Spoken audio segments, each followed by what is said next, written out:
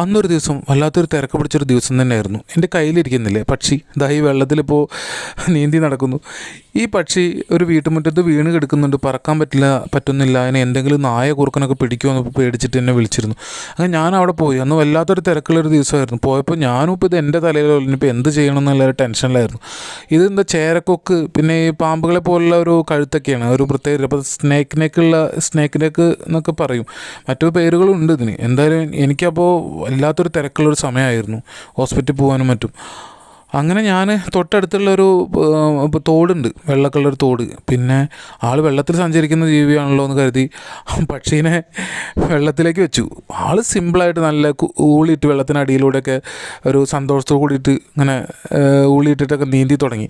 അവരുടെ കൂട്ടുകാരെ തപ്പി തിരഞ്ഞു നടക്കുകയായിരിക്കും, ഒരുപക്ഷെ അടുത്ത എവിടെയെങ്കിലൊക്കെ ഉണ്ടാവും. പിന്നെ അത് വലിയ തോടാണ്, കാരണം അവൾക്ക് എവിടേക്ക് വേണമെങ്കിലും നീങ്ങാം. അന്ന് അതിനെ രക്ഷിച്ചു.